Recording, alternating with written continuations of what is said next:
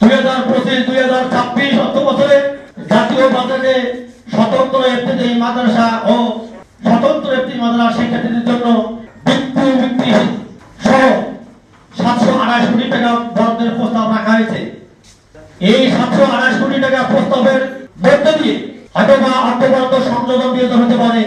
এই বরাদ্দ রাখার জন্য বর্তমান অন্তর্বর্তীকালীন সরকারের প্রধান উপদেষ্টা সহ উপদেষ্টা পরিষদের সদস্যবৃন্দ, শিক্ষা মন্ত্রণালয়ের শিক্ষা উপদেষ্টা সচিব সহ সংশ্লিষ্ট সকলকে অগ্রগতির পক্ষ থেকে অভিনন্দন ধন্যবাদ জানাচ্ছি।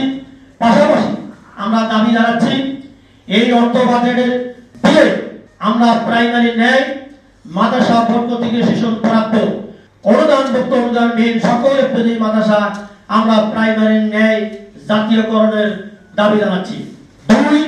দুই নম্বর দাবি জানাচ্ছি স্বতন্ত্র এফটিডি মাদ্রাসা নীতিমালা 2025 যেটা শিক্ষা মন্ত্রণালয় কর্তৃক প্রস্তুত রাখা হয়েছে বা অনুমোদন করা হয়েছে দ্রুত বাস্তবায়নের মধ্য দিয়ে 728 কোটি টাকা দ্রুত বাস্তবায়ন করার জন্য আমরা জোর দাবি জানাচ্ছি। 3 স্বীকৃতিপ্রাপ্ত কোডবিহীন এফটিডি মাদ্রাসা তাদেরকে মাদ্রাসা শিক্ষা মন্ত্রণালয়ের নির্দেশে মাদ্রাসা বোর্ড কর্তৃক আমরা কোড নম্বরের অন্তর্ভুক্ত করার জন্য জোর দাবি জানাচ্ছি।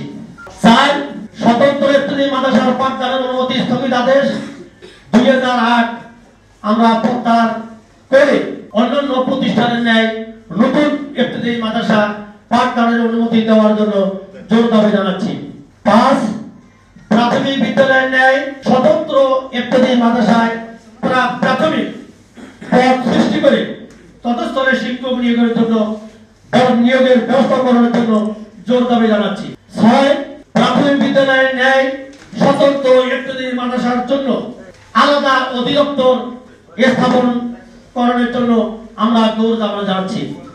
সম্মানিত সাংবাদিক ভাইরা, আমরা আপনাদের মাধ্যমে সরকারকে আহ্বান জানাতে চাই উপরোক্ত দাবি সমূহ মধ্যে যে 2-1টি দাবি বাস্তবায়নের জন্য উত্তীর্ণ হয়েছে আর বাকি দাবিগুলো যদি আগামী 15 আগস্ট 2025 এর মধ্যে বাস্তবায়নের উদ্যোগ গ্রহণ না করা হয় তাহলে স্বতন্ত্র এফটিডি মাদ্রাসা শিক্ষক ঐক্যজোট অধীনস্থ আন্দোলন বাস্তবায়ন কমিটির উদ্যোগে দেশের সকল শিক্ষক শিক্ষিকাদের নিয়ে জাতীয় প্রেস ক্লাবের সামনে অবস্থান ধর্মঘট সহ কঠোর কর্মসূচি পালন করা হবে।